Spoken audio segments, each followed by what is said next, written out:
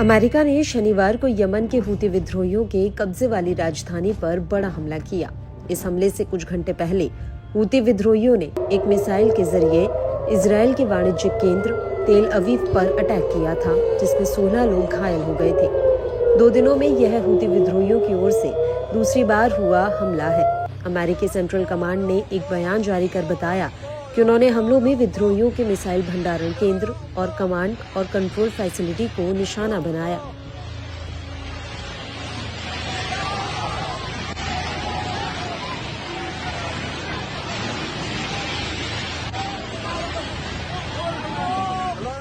इसके अलावा अमेरिकी सेनाओं ने लाल सागर के ऊपर कई हूती ड्रोन और एक एंटी शिप क्रूज मिसाइल को मार गिराया।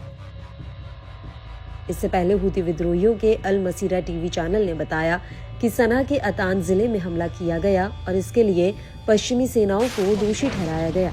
अमेरिकी और ब्रिटिश सेनाएं इस साल कई बार यमन में हूती विद्रोहियों पर हमला कर चुकी हैं, खासकर जब हूती विद्रोहियों ने लाल सागर में वाणिज्यिक जहाजों पर हमला शुरू किया, जो वैश्विक व्यापार के लिए महत्वपूर्ण है।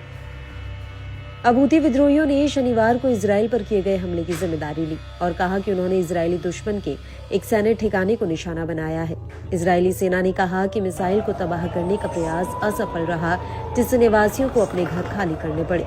गाजा में युद्ध शुरू होने के बाद से फिलिस्तीनियों के समर्थन में इजरायल पर हूती कई मिसाइलें दाग चुके हैं। इनमें से ज्यादातर मिसाइलों को इंटरसेप्ट कर लिया गया है।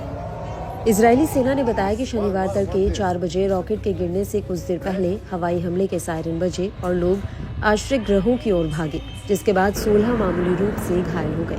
हूती विद्रोहियों ने टेलीग्राम पर एक बयान जारी कर कहा कि उन्होंने एक सैन्य ठिकाने को निशाना बनाकर एक हाइपरसोनिक बैलिस्टिक मिसाइल दागी। इजरायली सेना ने कहा कि ईरान समर्थित हूती विद्रोहियों ने गाजा में इजरायल हमास युद्ध के दौरान 200 से अधिक मिसाइलें और ड्रोन दागे हैं। हूतियों ने लाल सागर और अदन की खाड़ी में जहाजों पर भी हमला किया और उनका कहना है कि वे तब तक नहीं रुकेंगे जब तक गाजा में युद्ध विराम नहीं हो जाता।